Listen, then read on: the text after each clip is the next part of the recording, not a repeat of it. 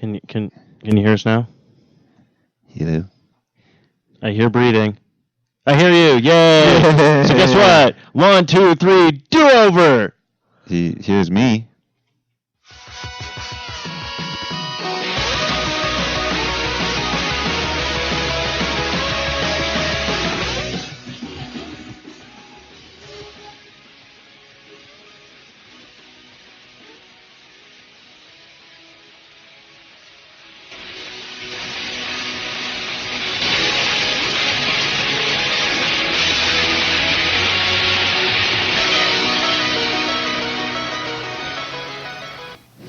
Okay, this is Socially Awkward. I am Steve O'Mooney. What's up? I'm Matthew Renfro. So, do you know what I almost forgot to do then? What? I almost forgot to set it record in Audacity. Of course you did. Lucky for me, though, the music never even came through because it doesn't work on this computer. So this is weird. We figured it out, but for some strange reason, Eric will just have to edit in that intro music then, so... Let the man do what he does. Let the man do what he does. Anyways, as you can tell, Eric isn't here. And that's okay. Because, spoiler alert, Tyrion murdered him in his sleep, so... That fucker. It was pretty bad. Yeah, so I guess we'll start obviously, how our week's been going. Matthew, how's you been? I've been good. You know, just... doing what I do during the week, doing the work thing and watching some TV things. And what kind of TV things you been watching? Oh, just the standard shit that I watch, you know, a little hardcore pawn. Hardcore pawn? Yeah, there's this show. It's on like I don't remember what channel it's on. This is like Pawn Stars, right? It's different. This one's like in Detroit. But it's like a... Yeah. Okay, unless you were going to surprise you with, like, no, man, these motherfuckers, they make ponds. No. Like for fish and frogs. It's like a total guilty pleasure of mine is hardcore pawn. Oh, dude, no. It's on True TV, I think. It's a True TV. So you know it's true. It's true, y'all. Oh, Aaron says it is true. We confirmed it is True TV. He loves that show, too. So, Aaron, you know how I feel. I have a soft little spot in my heart for that show. You know what? I feel there's nothing wrong with guilty pleasures, my friend, because believe me, I have a slew of bad TV shows that I know are bad, and then I'm just like, I don't care. I'm going to watch this. Except for Transformers. I think we just found a Transformer. What, the cartoon or the movies? Well, I don't know. It varies. I don't know. I want to see the new one because I just found out that. You're going to see it. Huh? You're going to see it. I know I'm going to see it. But I'm going to see it because Galvatron might be... So it looks like he's going to be in it. Which I'm like, holy shit. And the Dinobots. Right? But I'll put it this way. No, Transformers is a great cartoon show when I was growing up. I tried watching it again because our unofficial intern started watching it. And you have to really just take it how it is. Because there's parts in it where I'm just all like, wait a minute. You're holding on for your dear life there, Optimus Prime. But you just flew 4 minutes ago. Whatever. Fucking Transformers. Whatever. What else do we watch? Been watching the Cosmos Space Odyssey, but that's all done now. That was really cool. Is that with Neil deGrasse Tyson? He just added me on Facebook. Oh, that's fun. Yeah. And then he unfriended me. It was weird. I watched Maron, which is the Mark Maron show. I watched Comedy Bang Bang. Okay, what? Comedy Bang Bang. What is that? Because I keep seeing it pop up on my Netflix. Comedy Bang Bang. So it's Scott Aukerman and Reggie Watts. It's basically a comedian talk show. Okay. So he has people come on like Nick Offerman and a bunch of different people, and they do like little funny skits and Reggie's the band leader and. There's a lot of just guest appearances. It's fun. I mean, it's stupid. It's totally stupid. But it's fun to watch. Oh, I have no problem with stupid television, but I was just curious. It's on IFC. Okay, that's why. So. Okay. Yeah, I don't have cable, so. That's okay. It's really not okay. It really sucks not to have cable because there's so many things that I want to watch that I can't watch. Yeah, but there's other avenues to do it, like Hulu and Netflix and Amazon Prime now. I can't afford any of those with the current paycheck that I have right now with a job that I will not have probably by the end of July. So. And then there's also just the internet. Yeah, I might just have to start doing. Just do stream, like there's streaming sites and stuff. Yeah, I might just have to start breaking the law. I used to do that. Like Eric. Breaking the law. That's why he's not here. He's in jail right now. Caught up to him. Like finally got him. What else? I mean, there's a shitload of stuff that we watch. Well, okay, so what but there's two people sharing a DVR to record their shows. So. Oh. Because she watches all her lady shows, 16 and Pregnant, and Pretty Little Liars. Although they are pretty, but they're a bunch of liars. A bunch of fucking liars. They're little liars. Little liars. But yeah. My sister and my mom are obsessed with that show. Really? Yeah. It's a lady thing. If you have lady bits, this is the show for you. Vampire Diaries. I didn't. She watches that. I know a little bit about that, but. Oh well, yeah, that's what I was going to get into. Now that TV kind of has seasons, and by seasons I mean there's something that plays in like the fall, the winter, the spring, and the summer. So when pretty much all your, I would say, fall to spring shows are done, then you got the summer to fall going on. What is your switch gear to, like, what do you watch that are only on during those time frames, like the summer through the summer? Whenever summer hits, that means Big Brother. Oh, really? I love Big Brother. I always look forward to that. So I always get pumped because it should be coming here pretty soon. I didn't even know it was still on. Oh yeah. Okay. Oh yeah, and it's so fun. I don't do like the online voting. Like you can literally watch the 24-hour feed. Oh really? Online. And I used to have a coworker that did that, and I would go over to her place a couple times to check it out because I was always interested. Yeah. You have to pay for it though. Yeah. But there's a lot of shit like that they don't show on television, like fights and people like hooking up and stuff. Yeah, there's probably the stuff they can't show. Yeah. So it's like, look at my dick. Yeah, right. So, oh my god, good thing I paid for that. Yeah. But it's the worst porn site ever. I really like Big Brother, and then I don't know. I always forget. That's why I like my DVR. I set up shows to just automatically record because then it's like, oh shit, like Defiance season 2 just started yesterday. So I was like, oh shit, Defiance is back. Okay, so what is Defiance then? Defiance, it's on Sci-Fi Network. Okay. Basically, it's like a post-apocalyptic world. There was like holy wars or some shit like that, and Defiance was St. Louis. Now it's called Defiance. And season 2 just started, and they went to like New Chicago, and they went to Hollywood, but it had a different name.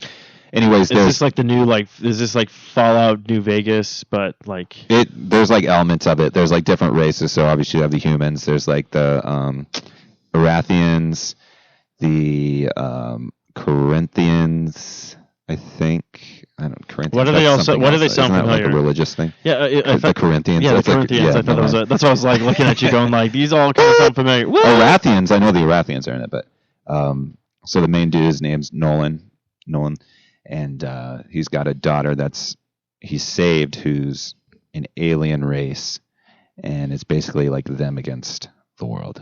Okay. It's cool. I like it. No, I like these again without cable. And without things coming my way, going like, oh, check this out. I have like no idea. Like basically, I'll just flip on Hulu, be like, oh, this is out. Like, yeah. And Hulu is very rare now for me because I'm all like, there's nothing really. Like I just started binge watching again, Axe Cop, so that's all I do now. Nice. Okay, so that. I'm trying to think what else is coming out. There's there's like new sitcoms and stuff on NBC that I have no idea about. Yeah. Like Undateable. I recorded 2 episodes the other day thinking it just started, but it was episode 7 and 8. I was like, oh shit. I'm not going to watch these. Not going to watch this. So I got rid of those, but. Undateable. Now, that's got Chris D'Elia in it. He was in, do you remember the show Whitney? No. With Whitney Cummings? Yeah, I didn't. He's also a comedian, and I think he's one, if not the creator of Workaholics. Okay. Which is on Comedy Central, and that's a fucking hilarious show. Yeah, it is. I love that show. But he's a funny guy, so that's the reason why I recorded it, because I like his stand-up. And I was a little late on the watching of the start of the season. But it's on Hulu? No, this was on NBC right now. It's probably on Hulu. That's what I'm saying. Like, you need to catch up because they have a deal with them. Or they'll just cancel them after 6 seasons. No, 5. My bad. 5. We're watching The Challenge. What is that? That's the Road Rules Real World. Like, that's where they bring everybody together and they do like a challenge competition. Oh, like that crazy ass like. They have to like fight each other, and the winner gets like bare knuckle boxing $2,500 or something. What? Bare knuckle boxing kind of fighting. Not that intense, but. You're not selling me on any shows right now. Well, this is me, obviously. Like, well, I thought you were going to sell them to me. You're so far, the only one I want to watch is Defiance, and I can't. So you're asking me to regurgitate information, and I'm the best person in the world. This is why this podcast, everyone's going to be like, Eric really needs to be here. I'm the best person to retell stories, that's for sure. I'm trying to think. Well, of course, let's. I guess we're just going to dive into the meat and the potatoes. What we're really getting at is, of course, the one show just ended. So if you people aren't caught up, we do apologize now. But spoiler alert, we're basically just going to drop the huge bombshell of Game of Thrones. Game of Thrones. Do you have a... Yeah, I was trying to get there. I might have had it on the wrong one.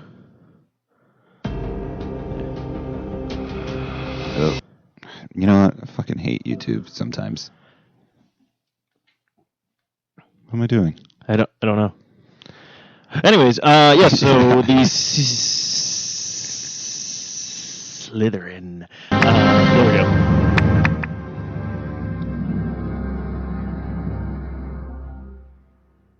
This is what I want.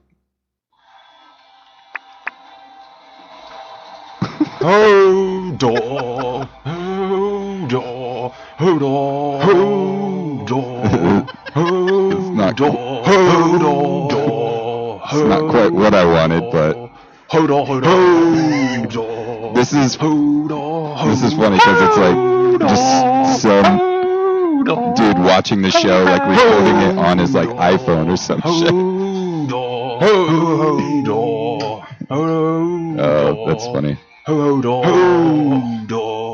Hodor. Okay. Hodor, Hodor. Holy crap. Hodor. Okay, I'll turn that off.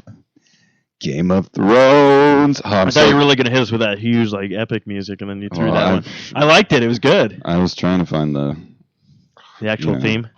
But it's okay. We got time. I mean, no one's going anywhere. I mean, obviously, we can end the show anytime we feel like it, pick it back up. Here we go. Is this the right one? Yeah, there we go. So yes, Game of Thrones. Game of Thrones season finale finally happened, and as always, when it ends, everyone dies a little inside because we realize, damn it, we have to wait another year. Now I know what other people are going to say. Fucking year. Oh, you should read the books. You could catch up with the books. You know what? If I wanted to read the book, I would have read the book. It's got to be on like books on tape, right? Ooh, do they have the voices and everything? I don't know if they have the voices, but I'd listen to books on tape. I'll put it this way. For sure. They probably do have books on tape.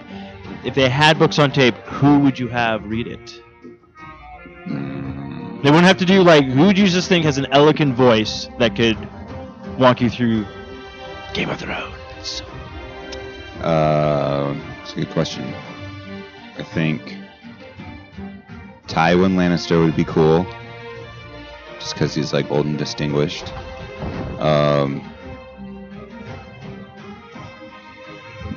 Sansa would be cool. Oh, you're actually picking people from like the cast. Yeah. Oh, you're just. I was just saying, like in general. Just who do you like the sound of their voice that you could? Because I'm guaranteed. Ian McKellen or like Patrick Stewart. Oh, that'd be cool. Cool, good call. Probably Ian McKellen. Or what they would do is they would read up until that character died, and then the next character who's going to die takes over. Or you could have the Mountain do it. The Mountain. Oh yeah, him. Okay, so not the Mountain, the Hound. That guy, fucking. Fuck this god. Yeah. Okay. So we had about how many important deaths did we have in this one final episode for season? We had the Hound. Mm-hmm. We had Tywin. The whore. I forget her name. Oh yeah. Yeah. Jade. Was it Jade? Jade. That was a good one. That was fuck. I think those 3. Those are the main 3. I'm trying to think. I thought there was, for some reason, I thought there was somebody else that you were just like, what? Oh, the little boy in the crew of the other. I'm calling it the Goonie. Okay, basically everybody split off into groups. The brother and sister. The brother and sister group with I keep pronouncing his name wrong. Is it Hodor? Brandon Stark and Hodor. Is it Hodor or Hodor? Hodor. Hodor. Okay. Hodor. It's Hodor. It's Hodo. It's like saying it 3 times fast. We're saying it different each time we say it. It's Hodor. You don't fuck it. Hodor. His name is Sloth. No, it's like Ho. That's what I was asking. Hodor. Like a Hodor. Oh, but then I saw something that was like a Hordor. That's what I thought too. What do you like? Maybe it's Hordor, but he always says like Hodor. Yeah, that's what I thought. He says Hodor. What was I just playing? What did they say? I don't even think they were saying it correctly either. Anyway, so then I'm calling that group Goonies group because they're literally like they're on their way to like a pirate's ship or something like that. Pirate's booty. Yeah. They're going to the tree. I know they're going to the tree, and they got there. They did get there, which was nuts. Which is weird because I was really expecting like the Dooku tree from like Legend of Zelda. Climb inside me, Link. The tree was huge. That was fucking nuts. Like they were so far away, and I was like, okay, you guys are just like fucking standing here on this ridge. You realize you have this whole fucking valley to get to. Yeah. But it looked like the tree was massive. Yeah. That was a cool scene. So you're calling them the Goonies group? They're the Goonies group. I have to because like I can't remember everybody's names half the time. The Scooby-Doo group is dead now because the Hound's gone, so I can't call that the Scooby-Doo group anymore. Oh, you called him the Scooby-Doo? Yeah, just because the Hound was in there, Was the Hound Scooby? Yeah, the Hound. And Arya was Shaggy? I guess. Like, we gotta go! Everybody in my family's dead, Scoob! Oh, that was a cool scene, too. That was a fucking... Oh, my... That fight cool scene, like, okay, as much as, like, I'm like, oh, dude, she's getting the crap beat out of her, but she fucking kicked ass. Who's Brian? Is that the blonde hair chick? That's the night. I'm just calling that Butch. I'm just calling that Butch and Ellen DeGenerate. Brienne and Podrick. Yeah, but that fight was nuts. Yeah, that was good. That was really good. Like as much as like it was like, oh man, she got like, I mean, like he got a lot of good hits in, but then even she was just like, fuck you. Yeah. So that was really cool fight scene. What else happened? Oh, then we had Tyrion finally escaped because I was curious about his fate.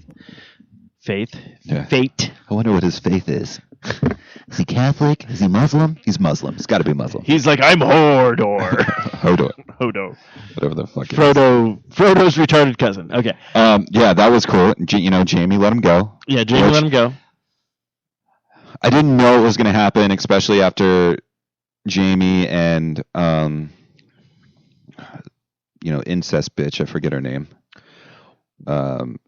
After they like hooked back up, and she was like, I don't care. I told father about us, and he's like, somebody's gonna walk in. She's like, I don't care. Yeah. He's like, oh, I don't care either. All right, fucking, let's do this. He's not like the weird though. I'm very curious about this. It could have just been how they filmed it and the acting, but it looked like when he was like, go through that door and head up there, and you'll be on your way out or whatnot. And then Cersei Lannister.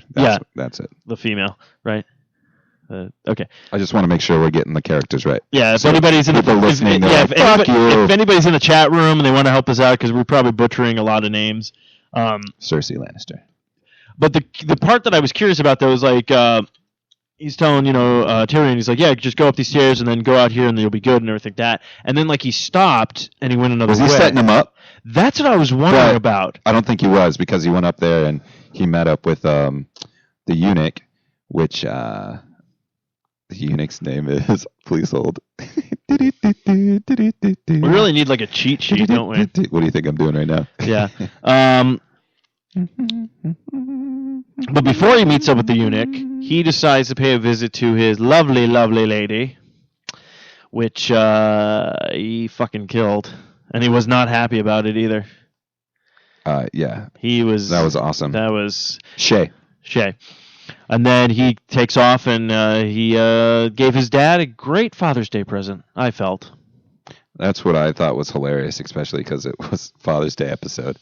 Just fucking... And he's like in the bath or like in the sauna room. Yeah. He's just like in a towel and he's just hanging out. Oh, hi, Tyrion. Yeah. What's up, Tyrion? Kill your ass, yeah, bitch. I'm gonna kill you. And then that was also then he gets on the boat, he puts him in the crate and everything which I'm curious is that they just showed the crate stuff with the wizard guy like a while back just to be like, oh, this is how he's gonna escape. But then what I liked is you see him about to leave, Shay, like he's like, I'm gonna go back to the castle, goodbye, and he turns around like the siren, like the alarms are going off, and then he's like, you know what? Yeah, I could use a vacation. So him and Tyrion apparently, I don't know if he's just getting on the ship to get away from everything, or he's siding with Tyrion now. Well, they are friends. Like, they are friends. He saved his life pretty much. But Shay is. You can't trust Shay as much as you can throw him. Right? Which isn't far. Varys. His name is Varys. Varys. Okay. Varys. Varys. I thought it was just the guy from Smash Mouth. Somebody once told me. No, you were gonna kill your father. Now I'm gonna take you away in this crate. Yes, it's Varys. It's Varys. Anna Faris. It's Anna Faris. Okay, whatever. You know what? The bald fucking. Hold on. Let's see. Then what else happened? Really, they only focused on the Lannisters in this one. The Hound and his little group finally met up, and then Brand. I think those are the main focus points of this last episode. Well, yeah, because the episode before that was all about. Well, it was about the wall, the battle at the wall, Castle Black. Oh, I forgot about that. That the opening note to the last episode was John going to talk with the outsiders, Pony Boy and everybody there, and see what I did there. I do. Yeah, that's I was just trying to gloss over that. And then the other guy from the Fire. I'm just calling him the Fire Nation people because he has the witch on his team. Mm-hmm. They just showed up. The Spanish Inquisition, I guess. Spanish Inquisition. I don't know. Someone made a meme of that where it showed them all going. It's all like the Spanish Inquisition. It's like no one expects the. Well, I didn't see that coming. Yeah, that was pretty. That was pretty cool. Again, we haven't heard from them since I want to say maybe the beginning of this season. Like they touched. Stannis Baratheon. Yeah. So they're apparently going to be like, well, we're just going to go right through your gate. Through the wall, so take back what's. Oh, and then fuck her face, not fuck her face. Well, a lot of people want to fuck her face. Dragonborn lady. Daenerys. She had a Targaryen. She had to put 2 of her dragons away. Yeah. There's only 1 dragon left. Which she left them to die. That's what she did. Oh, that's what it was for? You didn't pick up on that? That's what I figured. Because the guy came and the one dragon, the main dragon, because they always show 3 of them, but there's always the biggest one, the main one. Basically, was out and killed that little baby. So the guy came and was like, "Hey, you're flying animal or whatever he said something, did it?" And so then her face just like was total sorrow, and that's what I kind of picked up on that. She chained them up, and she closed off the door. Like I think she left him to die in there. It's going to blow up in her face. Because I guarantee someone's going to get those dragons now. Maybe. Oh, dude, I'm sorry. She's been pushing her luck way too much. Shit's going to hit the ground with her already. Because Jerry got rid of the one guy because he was a spy, apparently. And he's like, but I love you. And she's like, get out of here. I hate you. I have dragons. Yeah, well, he fucked his shit up there. Well, can you blame him? Jorah. Jorah. But... so that happened where the dragons apparently. See, I don't pick up on anything when I watch this show. That's just my opinion. I obviously I've never read the books or anything, so I have no idea. It might not be in the books. I guess there's. Well, technically, next season they don't have any material. Yeah, the book's not done. The book's not done, so they're gonna make it up. So should be interesting. But yeah, I think she left him in there to die. And she is gonna go and get the other one, and I don't think she's gonna be able to tame it. I think it's too powerful. You know what? I think that's the problem with her right now. I think it's become because I think that one's like a mother dragon probably, where it's the more dominant one. So basically, if she could, she probably should have just kept the baby ones because those ones seem like she could train those ones. Or she should take a page out of Hiccup's books, How to Train Your Dragons. You know, but yeah, I don't know. It's gonna go horribly wrong. I think for everybody in the next season. Well, Arya's my favorite character. Oh yeah, her out of anybody, she's my favorite. I feel like her luck is going to turn around, and I really like your theory. You said if she's part of that, what was it? The Guild of the Faceless. Yeah, the Faceless Guild. I totally think it's going to happen because they had that coin.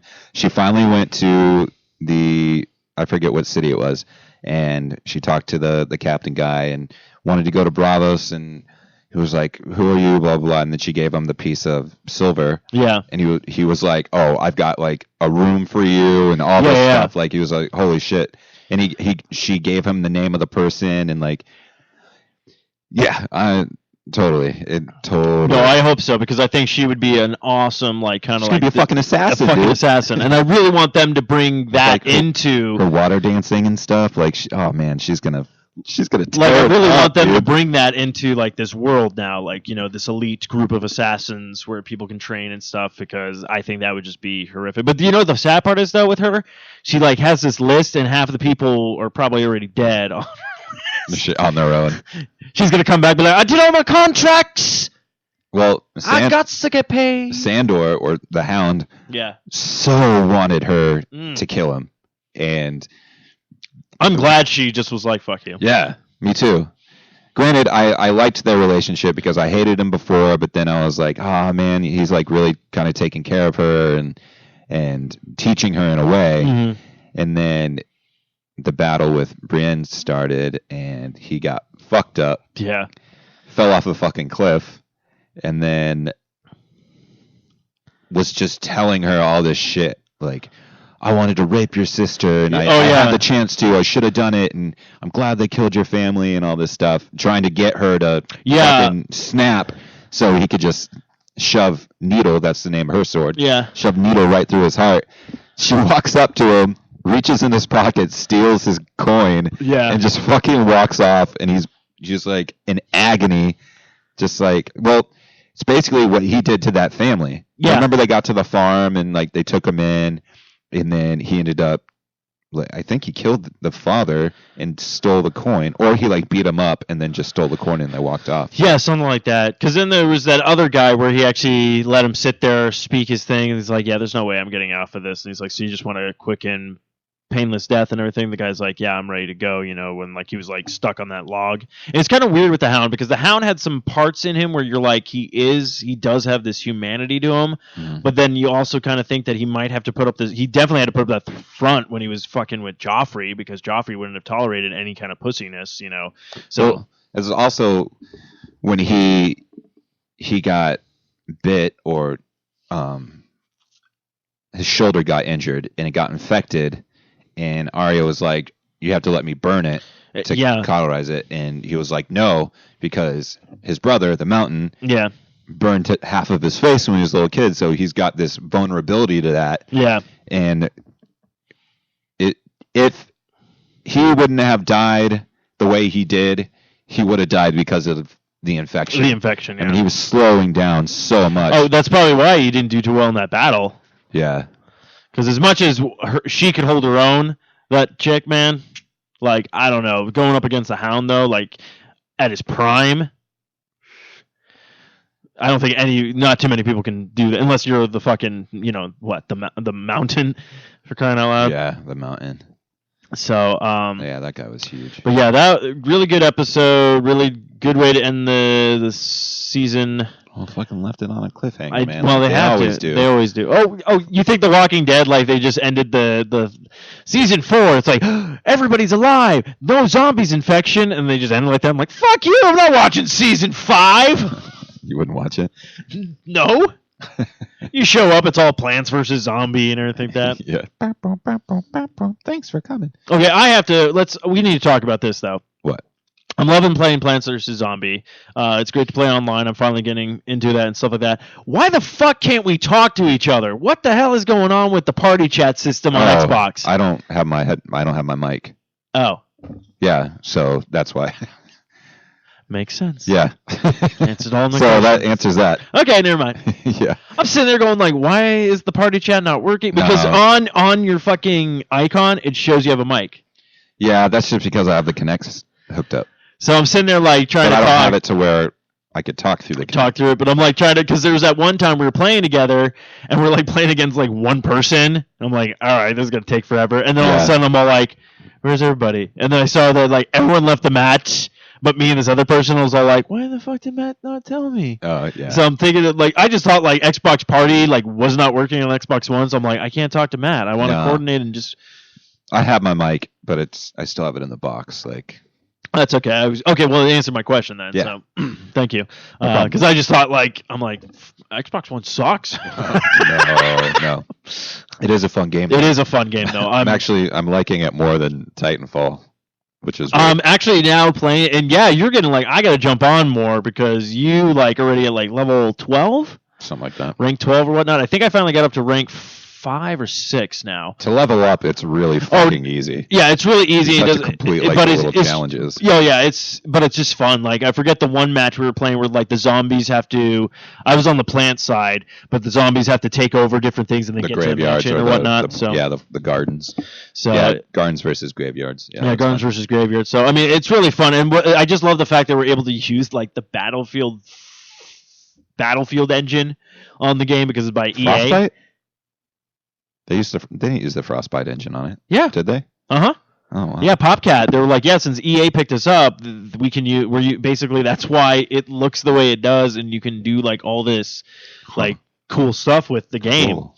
So, but yeah, it's a great game. So if you haven't played Plants vs Zombies Garden Warfare, highly recommend it. Did it even come out for PlayStation, or is it just Xbox and Xbox 360? It's 360, Xbox One, and just came out on PC, I believe. Okay, PC. Highly recommend it. It's a fun game. I do want to try.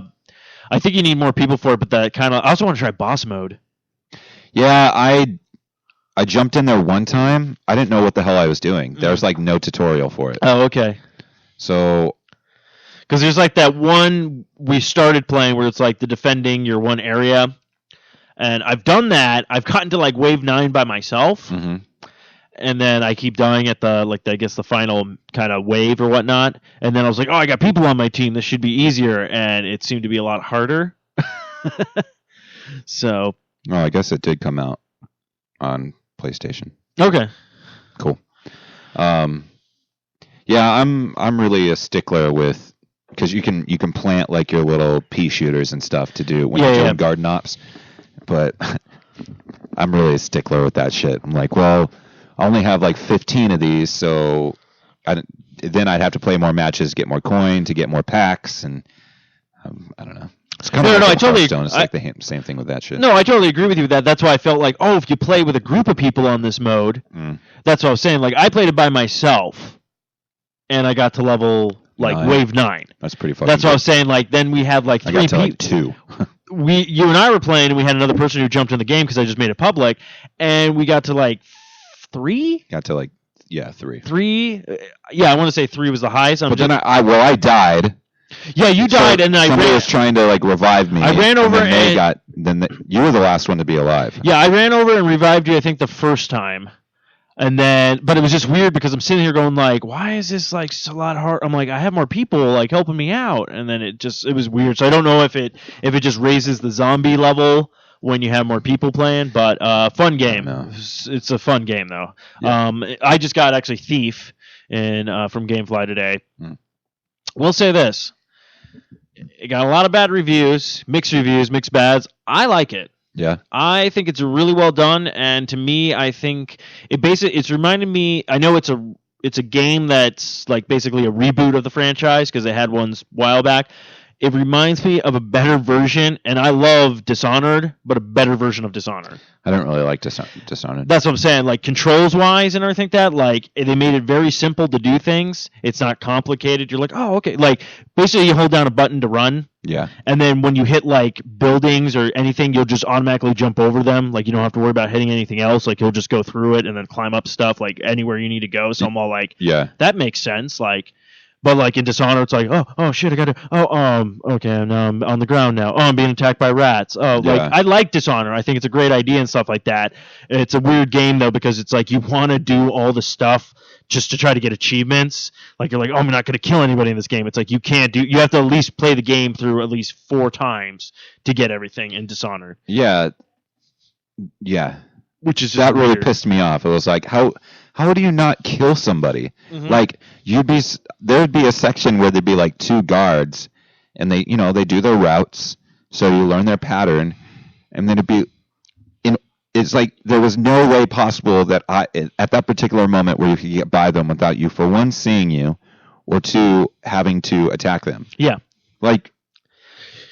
No, and it fucking pissed me off. Even with me, I didn't even I got to like 3 chapters in that game, and that was it, and I sent it back. I was like, fuck this. Yeah, like I got it on sale when it was like a good price. So I was like, yeah, I got this, and then I got all the DLCs when they were on sale. So like I'm playing it, and like I did like that. Like I started playing it, and I was like, I fucking hate this game, and I took a break from it. Mm-hmm. And then I think it was Raven was telling me about it. She's like, no, you have to play it. It was either Raven or the ex, but I want to say it was Raven. But they said it's like, no, you play the game how you're gonna play it.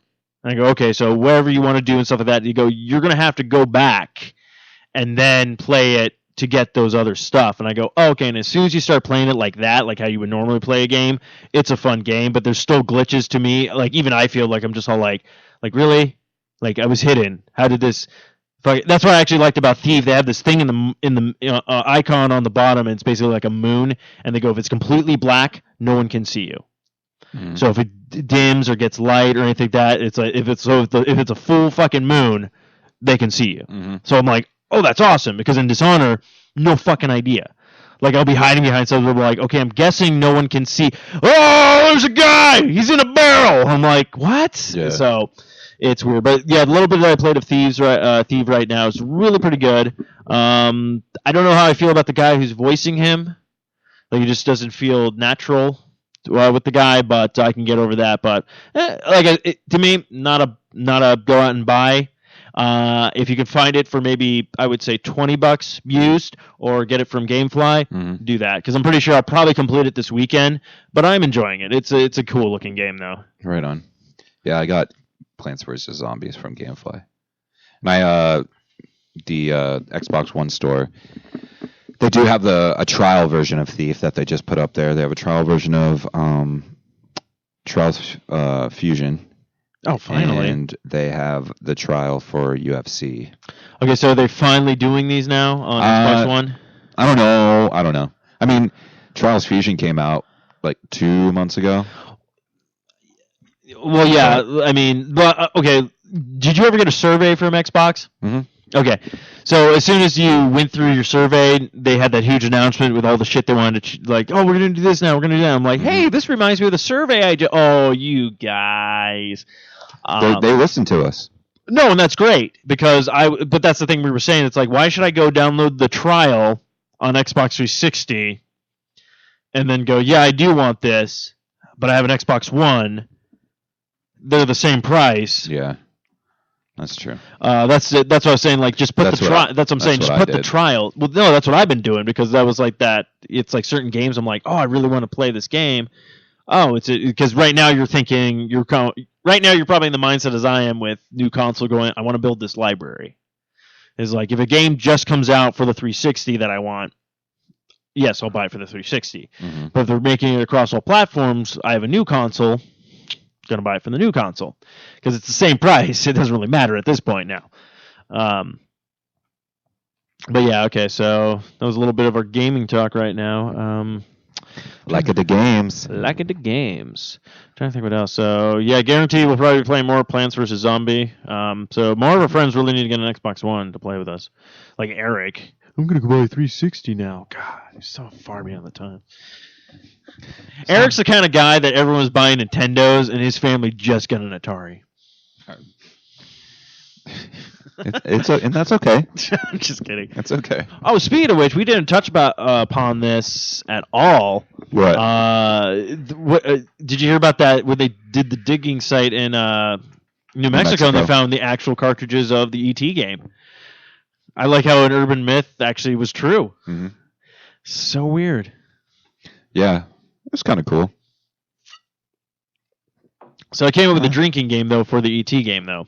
For the ET one? For the ET game. What's that? So if you can get your hands on the ET game for the Atari 2600, send it to me because I really would like to have an Atari 2600. But the drinking game is, see how long it takes you to go, where the fuck am I going? And every time you have to ask where the fuck you're going. So you have to play the drinking game with no player's guide, no internet thing, no anything like that, just your wits and your mindset.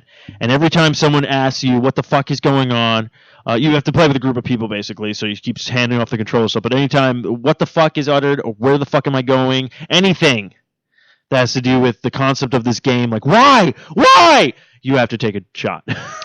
You can get a copy for $16 on eBay. What about an Atari 2600? Let's see. Really? $16? Yeah. Huh? It says buy it now.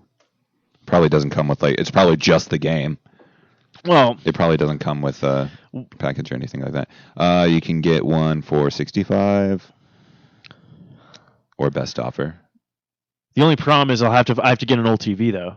There's one, and it comes with console, controller, joysticks, 15 games. There's one bid for $10. Shit. And there's 1 hour left. I can't do that. I don't have the funds. But does it work? Yeah, that's the other problem with eBay. But the only other problem is, too, as soon as you get that console, this is what I realized with some of the old consoles, you need an old school TV because you can't hook it up to a flat screen. Aaron has an Atari. Aaron! And he has an adapter. You wanna come over? You wanna fly to Phoenix? Bring that and come hang out with Steve. I don't need to play it. I'm okay. You need to play it. I don't. I'm making you play it. I don't want to. Do you know you can actually hook up Sega Genesis controllers to the Atari system? Oh, solid. I don't give a fuck, dude. I played Atari back in the day. I do not need to go back and play it. Wow. What about a Nintendo system? Or you just have this as soon as a new thing comes out? No, I'll play Nintendo all day. Okay. Nintendo looks a little bit better than a fucking Atari. Ouch. Matthew really going for graphics. Let's see. I never had an Atari. It's okay. I started off with a Nintendo. See where you're. I started off with the Nintendo Entertainment System, an NES. Now, did you get the bundle pack? It came with the NES and the Duck Hunt and shit. Yeah, it did come with the robot. No, that's an abomination pack. We're not going to talk about that. Yes, then I did have the. Yeah, basically it was the standard pack where you got the two controllers, the gun, and then the double game. And of course Ashley has to weigh in. I have a Nintendo. You know what? You guys are just bragging now. That's all you're doing now. Why don't you shut up? How many fucking systems do you have, Steve? That's besides the point. Yeah, so I'm not bragging about it. How about we don't give people in the chat room shit? I'm just kidding. I love Duck Hunt. Now, do they actually have a TV that Duck Hunt still works? Does the Zapper still work? Well, they have the adapter. Well, does it work with the adapter? Does it work? Asking people in the chat room. That's all I'm curious about, because I've seen people try to use it with a flat screen and it's not going to work. I sold my Nintendo. That was one of the dumbest things I ever did. Yeah, the only one that I still kept was my Super Nintendo. And I sold it when I was young. We had a garage sale, and my parents were like, okay, do you have anything that you want to sell to get money for? And I was like, money? And I had a Super Nintendo, I wasn't playing my Nintendo. And it was like, oh, I could sell this in all my games and get money. And I mean, I got decent money for it. Yeah. And then I was like, what the fuck did I do? Yeah. I shouldn't have done that. Like, oh man, but whatever. It happens. Now there's like the little systems where you can get the all-in-one and everything. Yeah, like actually, the one I think it's coming out. Emulators. So. Yeah, emulators. Which I'm trying to find a good emulator site because I've been trying to download stuff to play on the which has been fun to do. Mm-hmm. Like I've downloaded some great games like Narc and everything like that, which is just freaking hilarious to play. Realizing like here's the syringe throwing clown. So I'm all like, this was a Nintendo game. Yeah. This was a Nintendo game, which is always fun. There's actually a game that Patrick and his family, they actually have an actual Nintendo system still. Mm-hmm. There's a couple of games they were playing. There's this game that they asked me about it, and I've never heard of it. What? It was called Kid Nicky. Kid Nicky? Kid Nicky, I believe it's called. Nikki? I think so. Let me double check I took a picture of the cartridge. I'll pull it up to make sure I get the exact. Kid Niki. Radical Ninja. Yes, that's it. Never heard of the game. Basically, his wife, Amy, just wants to see the ending to this game. So they have given me the task of trying to beat the game. Mm-hmm. And I'll put it this way. It's not like it's a bad game or it's a horrible game. It's actually a really well done game. It's just one of those games that it's one hit, you're dead kind of thing. Fuck that shit. But it's like, okay, but as soon as you start getting things down, you're like, oh, okay, yeah. But I was like, all right, well, let me see if I can find the emulator, which I did, but it doesn't work on the so I have to find another one or whatnot so I can get some training in because I'm all like, yeah, I'd like to see if I can do this, but I'm just like, it's just weird that it was a game that I've never even heard of. I heard of it. I never had it. Do you remember Bayou Billy? Bayou Billy. I think so. It was basically The Adventures of Bayou Billy. It was basically the Crocodile Dundee game. Oh, was it? Yeah. And I loved this game so much. And then I'm trying to remember. So my parents got me a little TV, and they got me an NES, which was cool because I had it in my room. I had Bayou Billy. Obviously, I had Mario. I had Little Nemo. Oh, Little Nemo. And some dreams, and you know what I'm talking about. Yeah, Little Slumberland. No, Little Nemo in Slumberland. Yeah, that game because you could turn into the frog and like the rat and shit like that. Oh yeah, you that can. Game. I had the Disneyland game where you like rode the rides like Space Mountain, like you were in like a Starfield and Magic Kingdom. Yeah. And this is just off of memory. I Castlevania, which I probably shouldn't have had at the age I was at. And then what else did I have?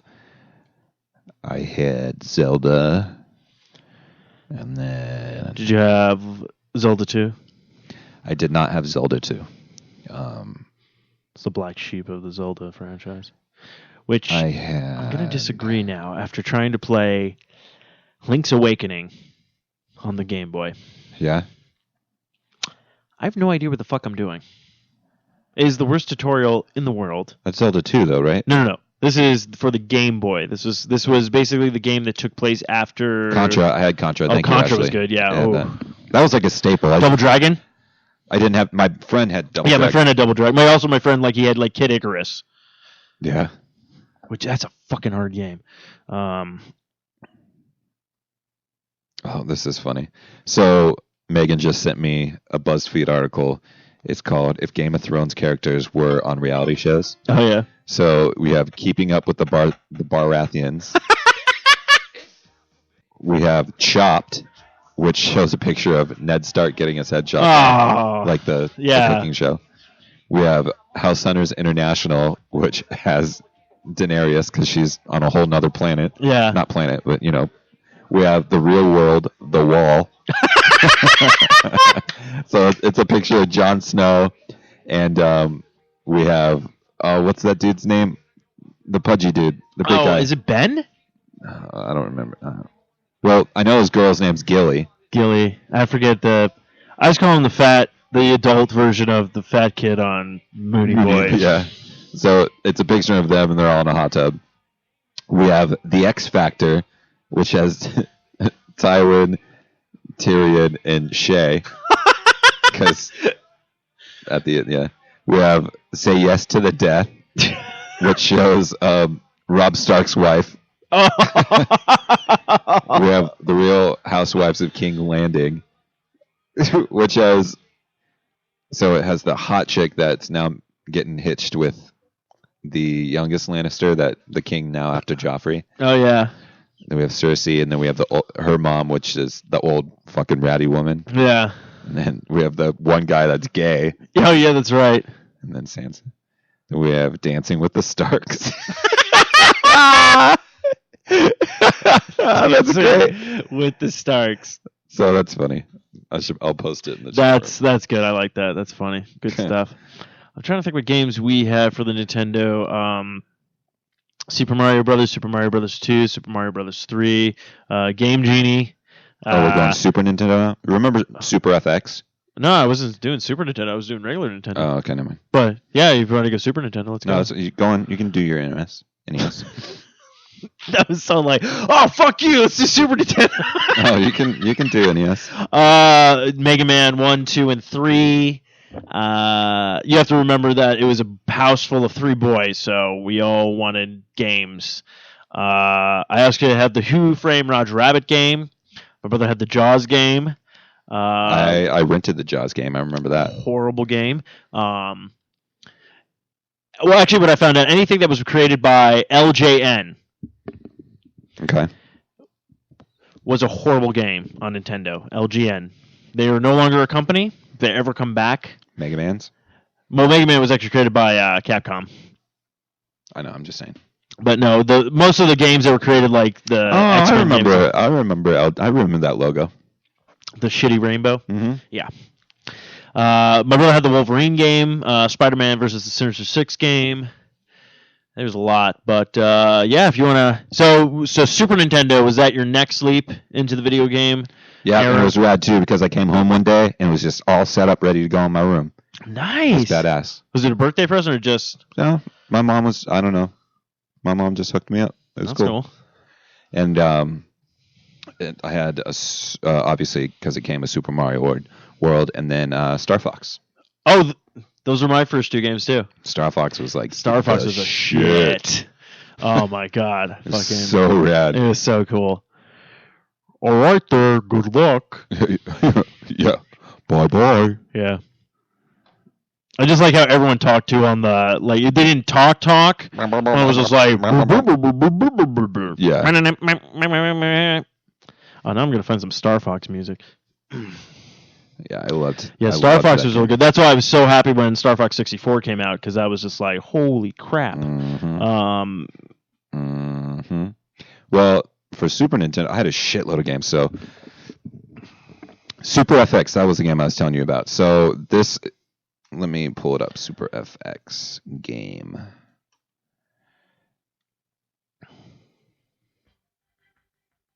So it had, like, it was a racing game. So you could be like a dune buggy.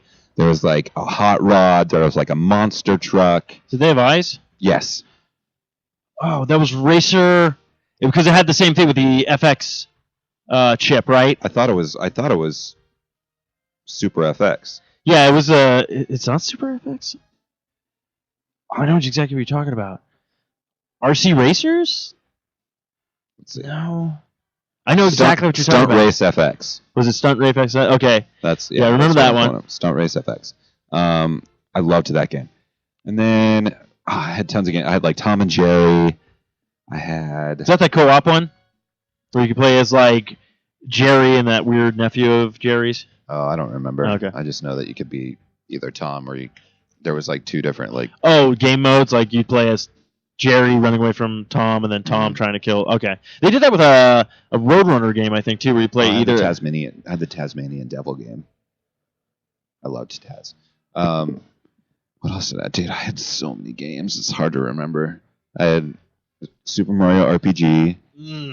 And then, obviously, A Link to the Past. It's like It's my favorite Zelda game ever. No, that's my favorite Zelda game, actually. A lot of people are like N64 with Ocarina of Time. Don't get me wrong, Ocarina of Time, that was badass. really great game. But to me, it was the first Legend of Zelda game that I got and I beat like ever and got like everything. Because like when the first two came out, I was like young, so I kind of really didn't know what I was doing and stuff like that. And then when I got to finally this one, I was like, this is the greatest game ever. Yeah. Yeah, I still have my copy of that. I still have all the games. I don't really have that many games though for my Super Nintendo. Now that I think of it. Well, I have Donkey Kong Country 1 and 2. Those were good. I have Super Mario World. I have Star Fox, Link to the Past, Super Mario All Stars. Okay. The original Mario Kart. Yep. Love that. I think that's. Oh yeah, Super Mario RPG, and then of course the one was added, which was the Chrono Trigger. I finally got that. I remember when Chrono Trigger came out. And I went to my buddy's house, who lived in Fountain Hills. It was last time like my mom's friends, but I was friends with the kids. He was playing it. I was blown away. I was like, "What the fuck is this? Like, oh, you can fly a ship. You can go back in time." Like, instantly went and got it. It had everything I wanted in an RPG, like time travel, because I'm a huge like time travel like fanatic. Great gameplay, just a great storyline. It was like one of the first games where like you're playing, you're like, did the main character just die? What? Yeah.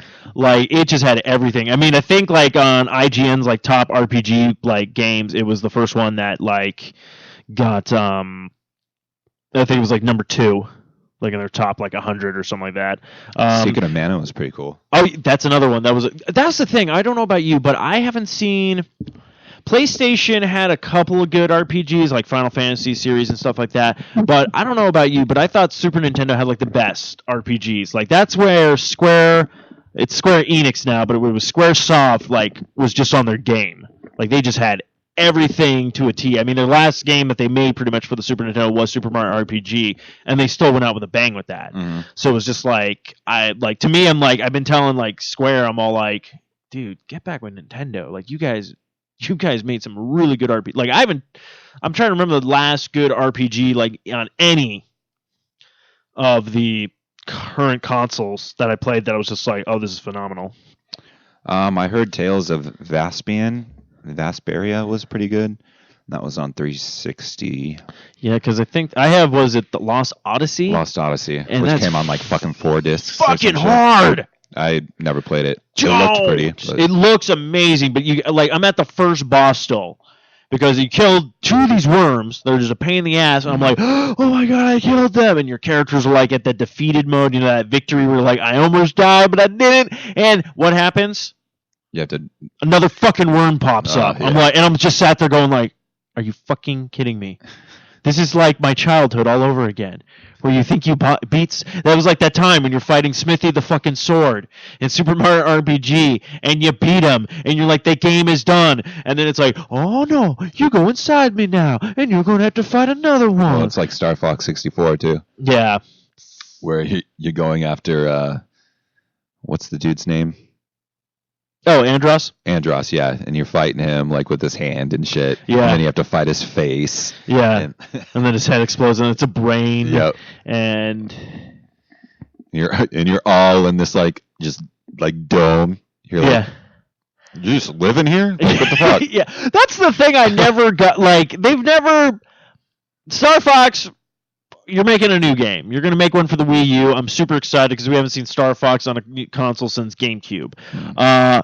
Really come up with a backstory for fucking Andros, for crying out loud, because you never once, like all you did, you gave us a backstory in 64 going like, he was a scientist and then he was outscooted to Venom and stuff. You're like, okay, and stuff. Now, if you said something like he genetically alternated his body, he, did something, but nothing. He just created this army. You're like, okay, a bunch of people follow him. Then he shows up. You're like, you're a fucking head. Yeah. How does this happen? Your head and floating hands. Like, what the fuck, dude? Yeah. How are you made? Yeah. What are your parents? Yeah, like, and then he even has, he had like a bunch of like cousins and stuff during that Star Fox game because he would fight people like, Andros, I'm sorry. Like, I'm your uncle or I'm your cousin or something, twice removed. Yeah, you'd fight all like the stage bosses and shit. Yeah, I love that kind of stuff too. I love just the dialogue back and forth with everybody and just like all these great cast of characters. Even the Star Wolf team. Star Wolf was so bad. Oh, that was such a good... That level where you have to dogfight them and you're trying to take out like the mother spaceship at the same time. Oh, yeah. Was so good. And you're sitting there doing like barrel rolls and like half flips and like... I loved it. Oh, it was so good. Star Wolf was cool. They even had the Betrayer on it too. Was it Pigma who betrayed his father and everything like that? So good. So do we want to take a break and go into your Fro show this week? Yeah, that's fine. So it's the 20th year anniversary of Warped Tour. So this week I decided to have an episode where I told you some of my favorite experiences from attending Warped Tours throughout the years, and then I played some tracks from some of my favorite Warped Tour bands that I saw. So enjoy. Do you have it all set up and queued? Yeah, just hit play awesome. And we're good to go. So we'll be back in a few and enjoy the Warped Tour 20th anniversary. I did not know it was that old. Mm-hmm. So we're 10 years older than it? It started in 94. Damn. We were in the 4th grade. Hey,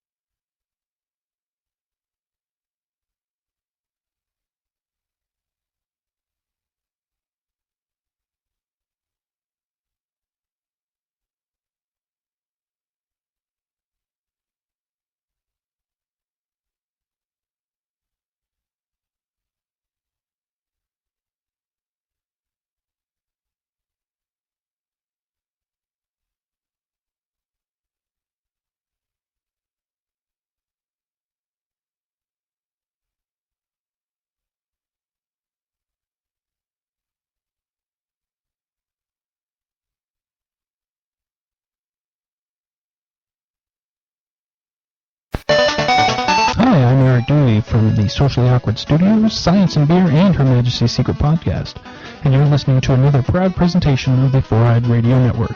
Check out more shows at foureyedradio.com.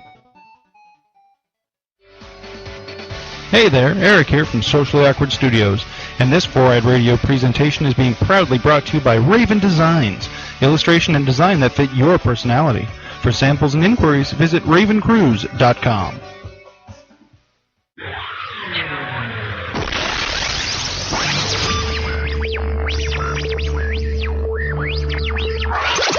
Welcome to episode 49 of The Fro Show, being brought to you proudly on the Four-Eyed Radio Network.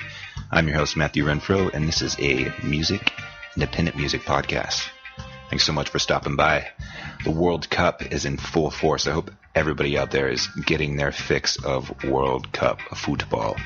On Monday, United States took on Ghana. Ghana, who's wiped them out in the past two World Cups, I believe. Well, not this time, because men's soccer, USA soccer team, came out victorious with the 2-1 victory. The game was insane. My nerves were shot after watching that game. It was like a minute, not even a minute, like 45 seconds in, Clint Dempsey goes and scores a goal, which was insane. And then we had there was 8 minutes left, and then one of our dudes did a header in to make it 2-1. It was just an insane game. It was so good, though. The next game coming up is against Germany, which is going to be tricky. I believe it's Germany, or maybe it's I don't know. Portugal? Maybe we play Portugal. I'm not sure. Anyways, so yeah, it's really cool. It's awesome. E3, the Electronic Expo over there in Los Angeles, just happened last week, which was rad. A lot of good game announcements. I'm really excited. A lot of stuff coming out in 2014 for the Xbox world, and a lot of stuff coming out in 2015 for both Xbox, PS4, and Nintendo. So be on the lookout for some cool stuff in that gangpike.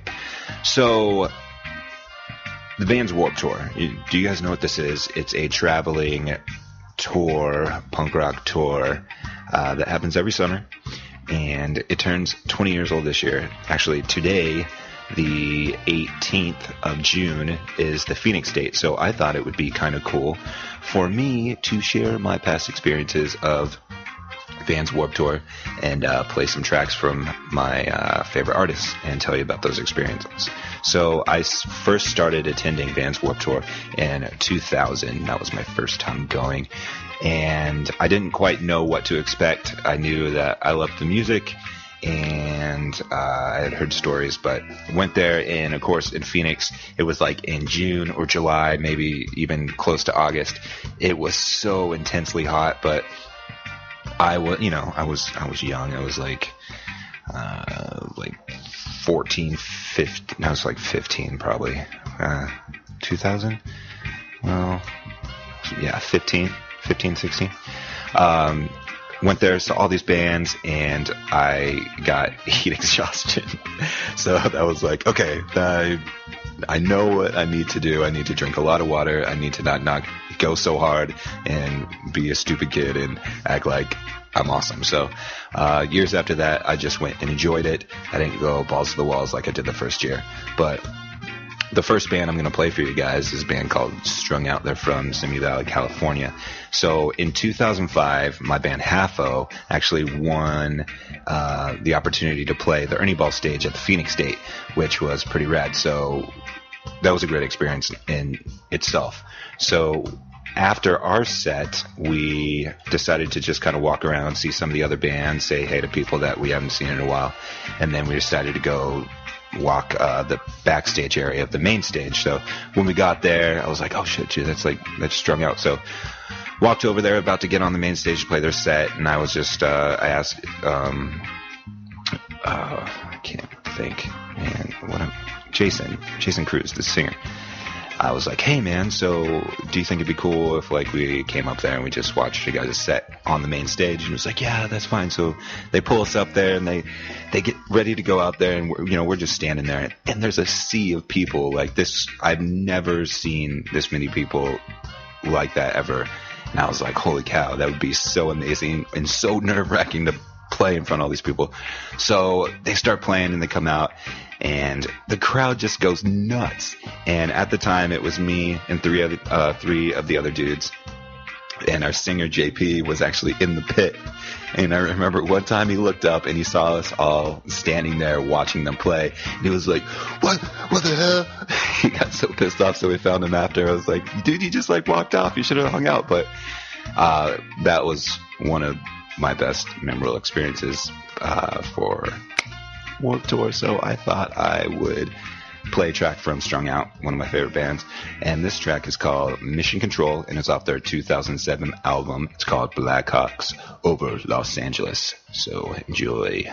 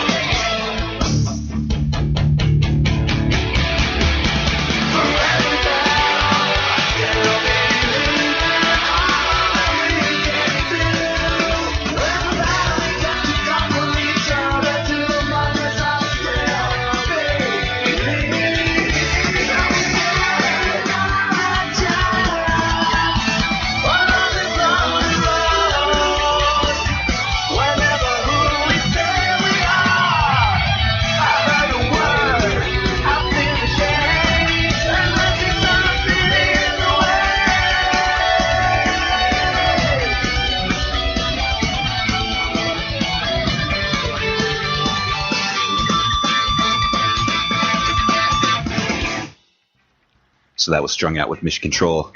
Be sure to check them out live if you ever get the opportunity. They put on an insane live show, and they're just all around awesome dudes. So support them. And they're on Fat Records. So next up, Slick Shoes. This was a band that I used to listen to all the time, still do, and I had never seen them live. So it was in 2003, and this was in San Diego. So I would always go to the Phoenix dates, but then I would go to the San Diego date because I could enjoy it more. It was a lot cooler, and it's over in Chula Vista, and I could just have a grand old time. So this was over in San Diego, and they were playing the Hurley stage, I believe, in 2003. So I just was having a blast because they're insanely fast. The song I'm about to play was a big track for me. I don't know, it really related with this song, and it had a lot of deep meaning for me. And, because it was about a past girl, and that happens. But so this track, it's called I Knew, and it's off of their 2002 self-titled album, so that would be Slick Shoes. And, it's just a rad track, so enjoy.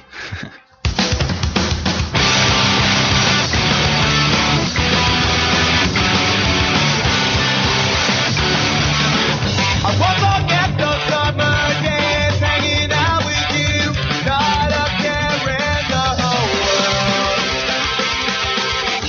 Nothing tension wouldn't keep me from your side. I knew that this time I had to get it just right.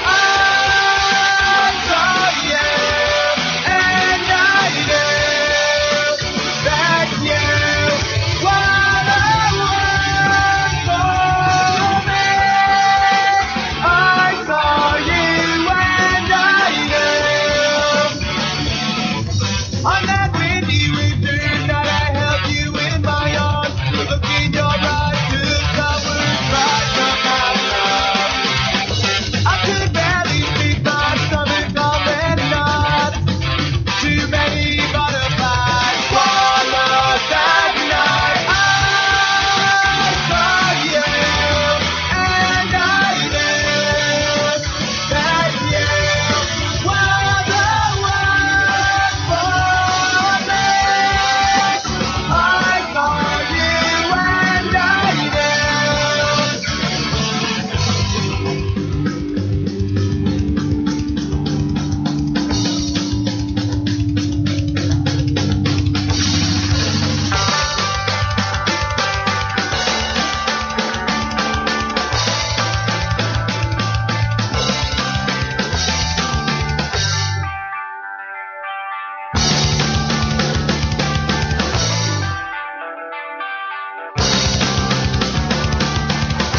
You saw right through me, leaning and said the word, and I saw you, and I knew that you were the one for me.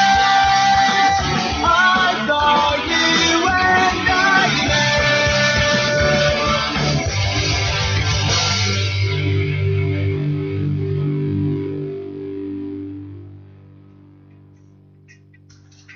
Slick Shoes? Are you crazy? Famous line from one of my favorite movies of all time. What is it? Can you guess? You were close. What about you? That's right, you got it. It's the Goonies. Goonies never say die. Love that movie so much. Anyways, moving on. So this next band is called the Suicide Machines. This was also in 2003, and I just realized that I played 3 bands that all start with S, which is kind of interesting. Well, so 2003, this was at the Phoenix date. So Suicide Machines are up there, and in the middle of the song, the singer just stops everything, and he's like, I have an idea. So he stands in the middle of the stage, and he tells the crowd to part. He holds his hand out. He goes, all right, everybody to the left, you go that way. Everybody to the right, you go that way. So the crowd parts, and there's this big open gap in the middle. And I'm like, what the hell is going on? What are we about to do? So he goes, when I count to 4 and the beat drops, I want everybody to just rush at each other like it's a freaking episode of Game of Thrones. And okay, here I am, 2003. This skinny freaking beanpole kid, and I raged so hard. It was such an interesting experience. I've never seen any other band do it before. For one, it's hot as hell in Phoenix. 2, people could have seriously gotten really hurt. And 3, it was just freaking nuts. But it was so cool at the same time. But, that might just be 2003 Matthew talking. But anyways, I thought it was really awesome. I mean, who does that? It's like parting the Red Sea, and then you're just like, all right, everybody just go. But at the time, it was great. So I'm going to play a track from the Suicide Machines. This is called Break the Glass, and it's off their first album, which is called Destruction by Definition, and this was released all the way back in 1996. So go ahead and break the glass.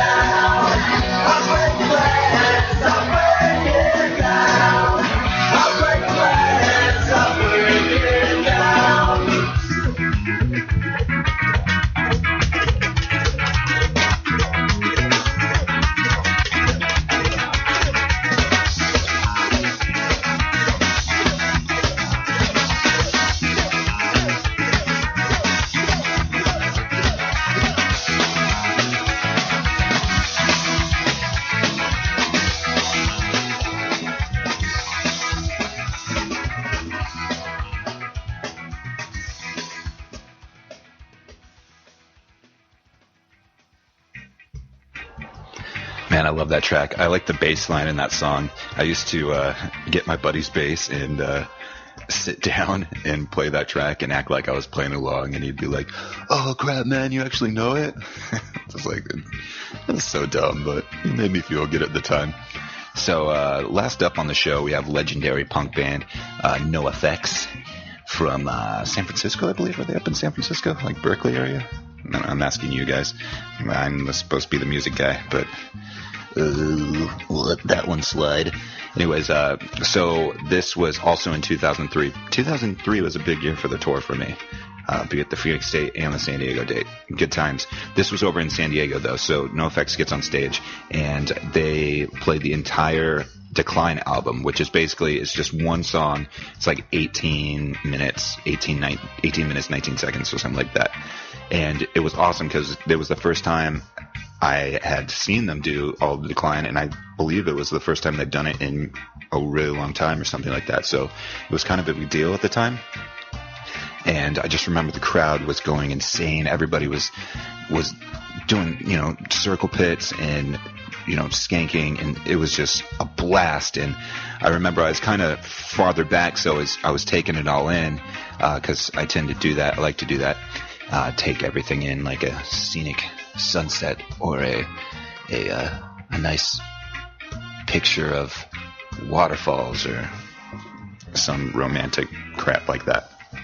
But I'm not going to play 18 minutes of the Decline, but I will play Separation of Church and Skate, and I like this track a lot, and I think you're going to like it too, because it's fast, it's fun, and it's just a good time. So yeah, this is NoFX, Separation of Church and Skate. Hey, kids. Hey, Dad. What do you want to do today? We don't know. Do you want to go to the matinee? No. Do you want to go to the amusement park? No. Do you want to go to the punk rock show? Yeah, let's go to the punk rock show.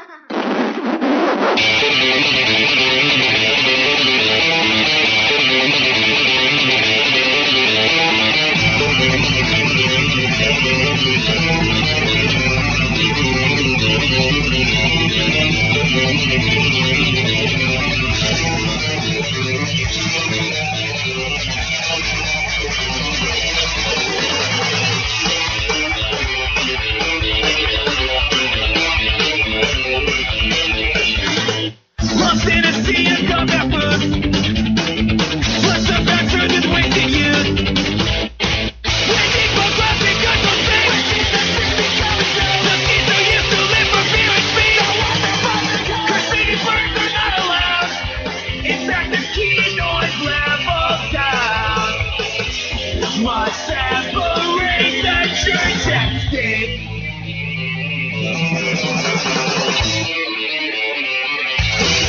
Why don't we put bands on the kids?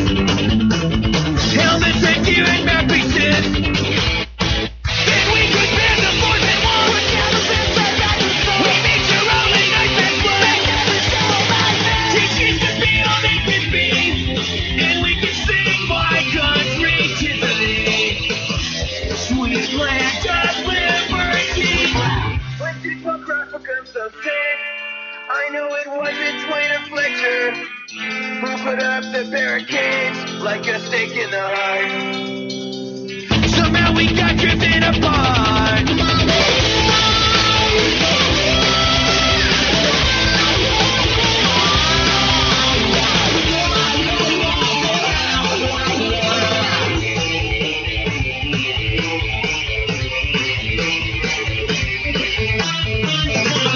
I want the flipped, I want the sin.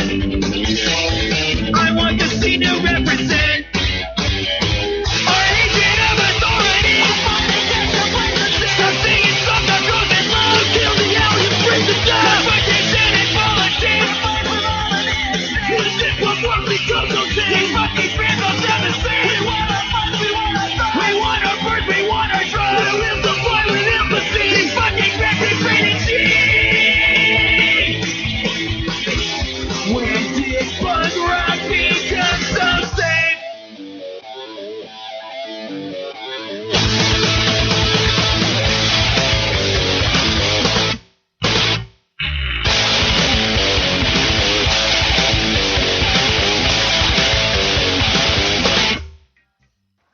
I love that ending. Gets me so pumped up. I wish it was longer, because you start getting into it and then it's done, but such a good song. Anyways, 20 years of the Warped Tour. Happy anniversary, Warped Tour.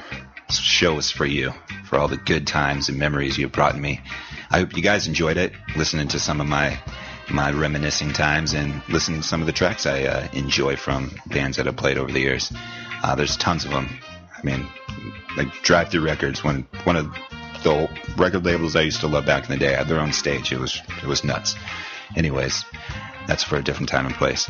I would love to hear you guys' stories about Warped Tour if you have any experiences that you would like to share with me, and drop me a line, let me know. And next week I'll read them on the show, or next episode. And be sure to follow me on Facebook. Go ahead and search Fro Show Podcast. Find me on Twitter at Matthew_Renfro and on Instagram at Matthew Renfro with no underscore. Thanks a lot for stopping by, you guys. I hope you enjoyed it. Be sure to be on the lookout for a next episode dropping soon. And take care, you guys. I appreciate you guys listening. I love it so much. It's really cool that you guys are enjoying it. So I sincerely appreciate it. All right, guys, take care, and we will see you next time.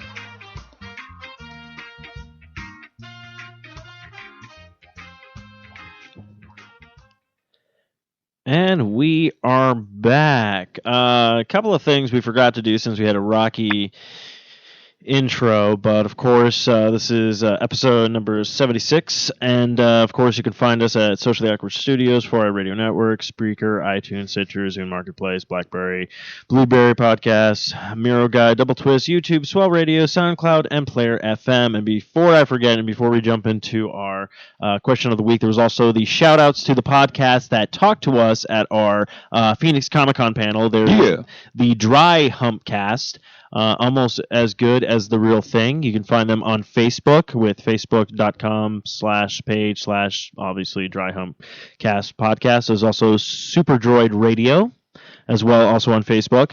No Baggage Attached, also on Facebook. Supergirl Homepage, also on Facebook. And the S&M Comedy Podcast, also as well on Facebook. Don't forget to follow them on iTunes if you like. Check them out. See if they have a good podcasting rhythm. See if they took any of our advice, or they just went like, these guys don't know anything. But of course, this is the the Socially Awkward Question of the Week. We haven't done one of these in quite some time. Wow. So it's been a while. So without further ado, let's get this on the road. It's time for the Socially Awkward Question of the Week.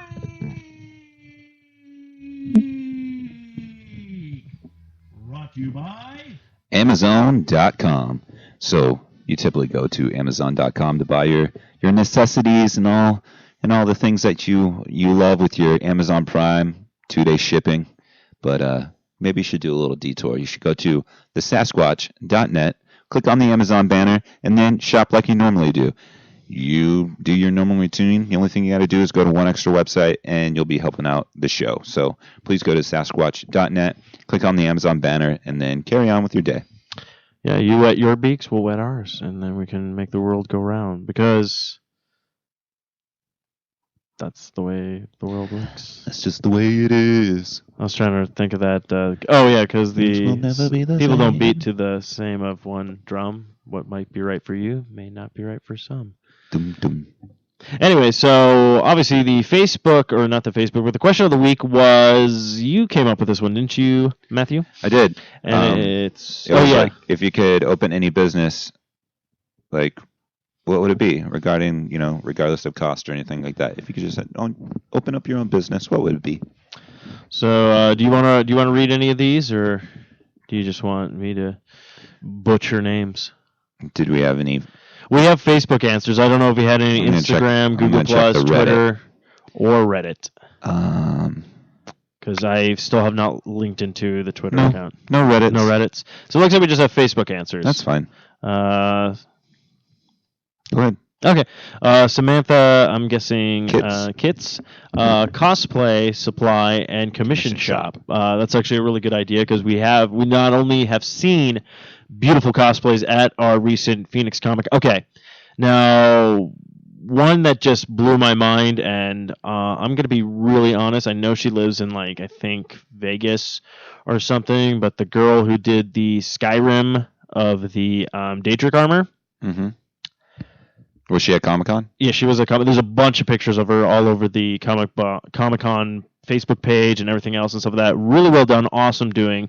Even when the helmet came off, really good looking girl. Mhm. And I am not going to lie, and I don't care if people judge me, but yeah, I would like to bone her in that costume. Bonage. But yes, very cool. She's probably like, I'm never listening to your podcast again. But yeah, no, we do have a couple of people actually who've been on the show who actually are now, I think, doing that for a living, kind of, building pieces of armor, costumes, and stuff like that for people for these kind of things. So there is definitely a market for it nowadays. So yeah, that would actually be a cool one.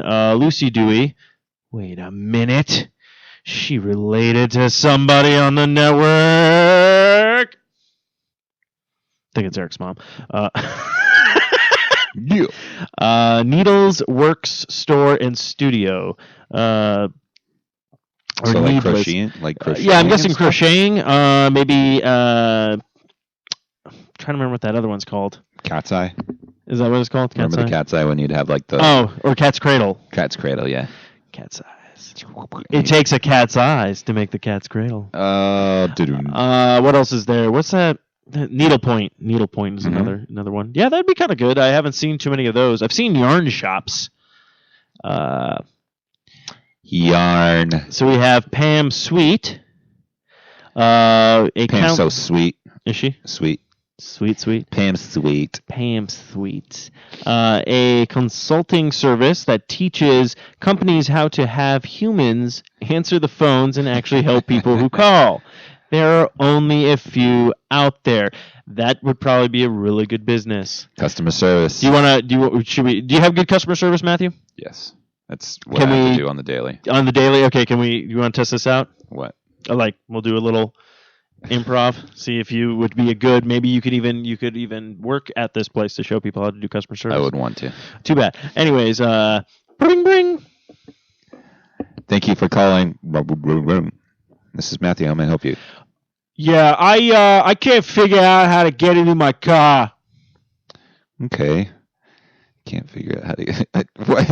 What? This is not what I do on the daily. Having to help somebody get into their car? Yeah, I thought this was OnStar. It's not OnStar? No, but if you... I hit the button! I don't want to play this game. I don't fucking help somebody get in the car. You can't get in your fucking car. It's your own issues. Basically, what I keep trying to do with Matthew is I'm trying to bring him into my improv world. I need a good improv buddy, but Matthew just is never having it. You're just... Okay, first rule of improv, just go with it. I go with a lot of shit, but I'm not going with somebody that can't get in their fucking car. Fuck that. Matthew Renfro to help you with your customer service. We have Brandon Sweet. I'm guessing they're together? Possibly. Related? I don't know. I would like to sell a moral compass. Moral compasses. Okay. It kind of goes with it. Is that like on the same page, but like shifted? So they're going to share. They're going to be in the same block of stores. They basically don't like stupid fucking people or robotic answering machines. To be fair, I don't know anybody who likes stupid fucking people. I'm sorry, I did not get that. Did you say stupid fracking people? Yeah. I'm sorry, I do not understand. I cannot do that for you, Dave. What are you doing, Dave? Did you mean Argentina? Yeah. No! I'm trying to get to the Taco Bell! I'm sorry, I did not understand. Did you mean Tuco Babial? No, I would like Taco Bell. Thank you. Transferring you to Del Taco. Son of a bitch! Our unofficial intern, Sammy Emery, said a tea shop. Duh. Yeah. Guess what? Yeah, we probably can do that right now. People could just show up at the door and buy fucking tea because we have a shit ton of it. She'd sell tea. She'd have a liquor license. She'd be getting nutty. Crazy. Crazy, cray. We have Nick Joyner. Mm-hmm. Am I saying? Okay. I would start a T-shirt website. Oh, wait. He's already got one. I see what you did there. Yeah, he's a jokester. Well, I hope you joiner that. Yeah, that's okay. Yeah, that's a good job. Yeah, I'm not gonna open with that. You tried. At the comedy thing. You got it. You think so? Yeah, dude, you can say it. Are you sure? Yeah. I don't know. Rashida. Oh, it is Rashida? Yeah. See, I was not going to say Rashida that. Smith Rashida said, Smith. I would open a book/comic shop in Scottsdale. I'm guessing there isn't any in Scottsdale? I don't know. I know there's... I work in Scottsdale, but I don't freak The out only any thing that comic I've seen in shops. Scottsdale is just a oval, a knick-knack paddywhack explosions, a hova, upside down hova. Actually, that's Twat Waffle, what I just signed to you. Barnes & Noble. That's what I was trying to remember. I was the name. way off. Yeah. Oh, shit. Barnes & Noble. Barnes & Noble. That's the only thing that I've seen up there. But I do go there for my comics, but I only just buy them in the trade paperbacks. I haven't really bought in single comics in like a long-ass time. Mm-hmm. Speaking of which, don't we have a thing with the new... Did Eric even put that in there with the new... No, he hasn't. Okay. The new comic thing he's starting up. Do you even know what it's called? For charity. Yeah, Comic Care. Okay. That's the whole reason why I did this question. Jeez. Why aren't you running the show tonight? I don't seem to have anything. I don't know, because I wasn't asked to. Matthew, you can always run the show. Okay. I got Martin.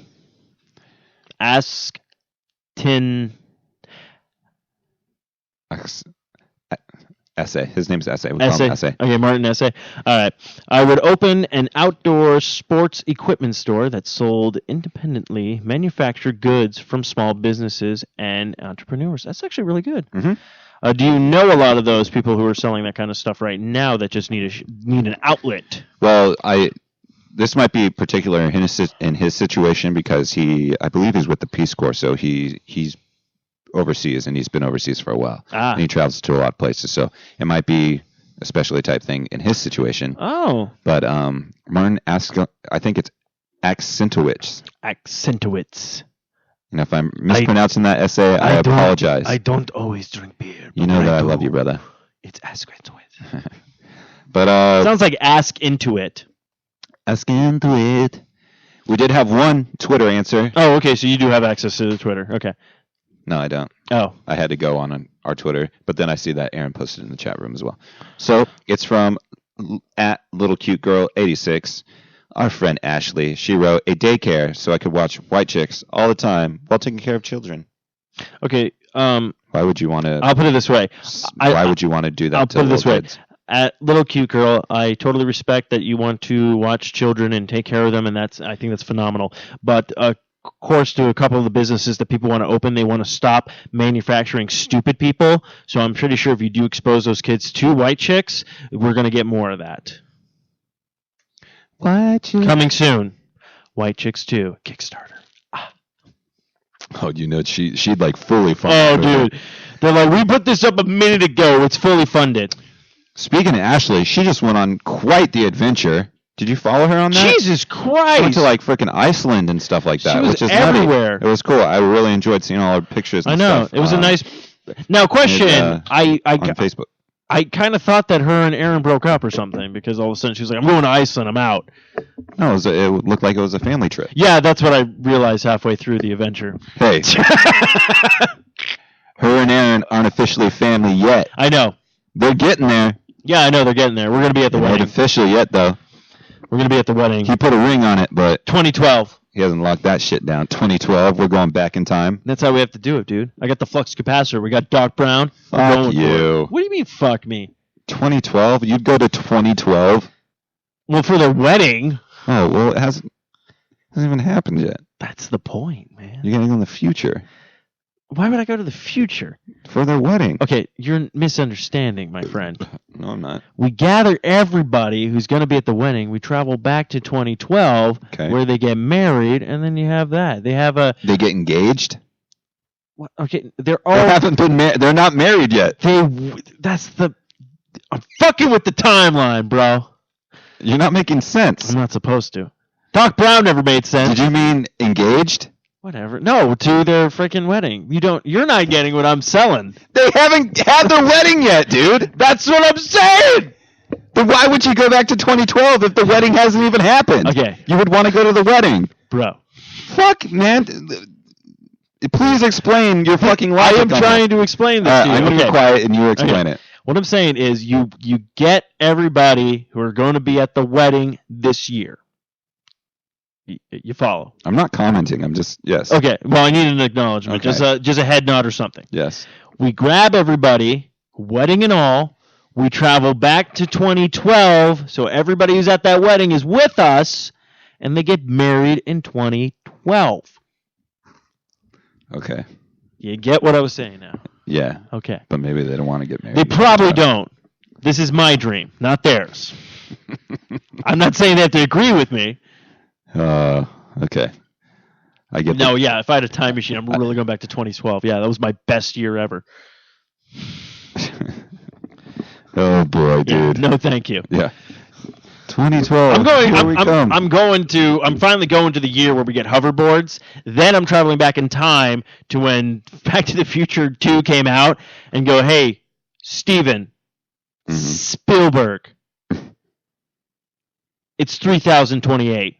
That's when the boards come out. Dick. Take off. Just run. Yeah. He's all like, what the fuck was that? Or he'll just be like, I made Jaws, you know.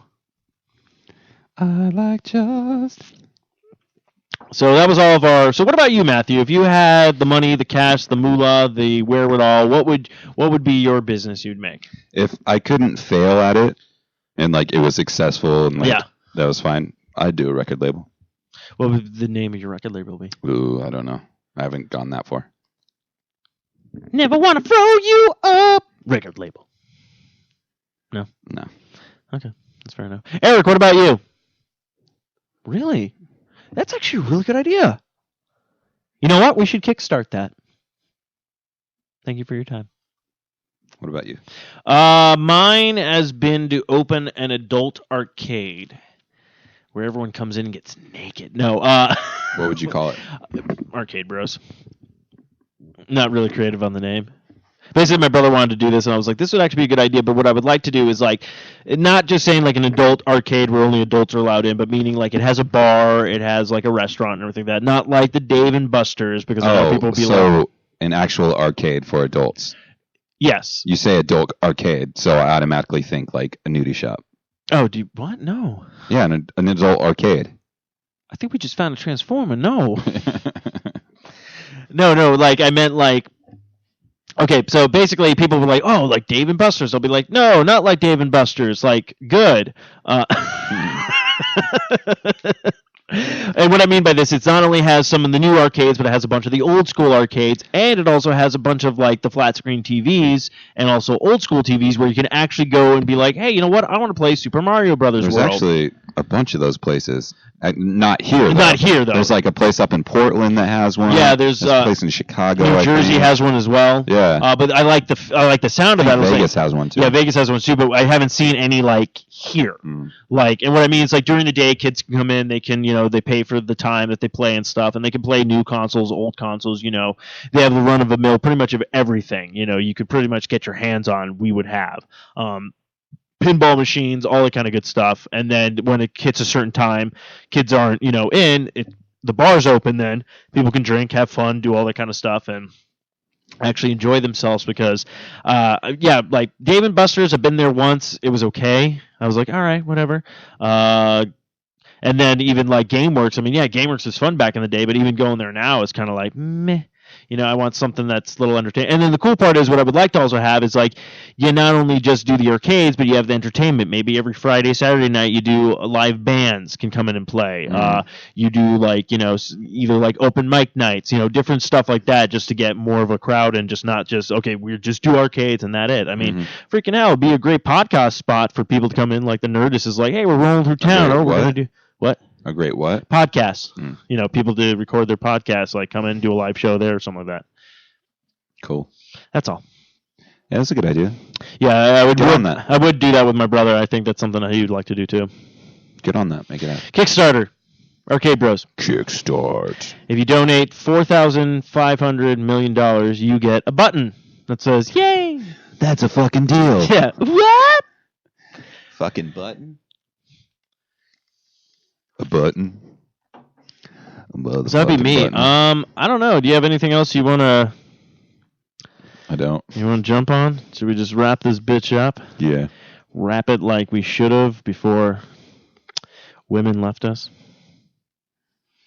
Or What? I don't know. I was trying to say wrap it up so you don't have children. I just said women left us, so I don't know where I was going with that one. I don't know either. Yeah. This has been an off day for me, so we'll just say that. Well, but Matthew, where can they find you? you can find me on Twitter at Matthew_Renfro. You can also find me on Instagram at Matthew Renfro, and you can find me on the Fro Show. Steve, where can they find you? You can find me on at Stephen Mooney Jr. on the Twitters, S Mooney Jr. on the Instagram. Don't forget to like all of the Facebook pages. We are, don't worry, Arcade Bros, Long Broadcast, all that kind of crap that I'm still working on because apparently I own half the network with half of my shows that just don't air anymore. I am working on that. So don't worry, don't fret. I'm pretty sure none of you really even give a shit, so it's okay. Like, you're like, okay, no new Arcade Bro this week, not a big deal. It's not like a crisis in your life. Also, don't forget, you can check us out on Socially Awkward Studios, 4iRadio.com, and all the other great podcasting places that we mentioned before. And do you have music to close us out? Sure. Oh, if not, I was already just going to play something, so I wasn't sure. Oh, I've got some. Okay, cool. Because yours is probably going to be better than mine. So I guess until next time, kiddos, you better tap that sass. Oh, it's crazy. Bye.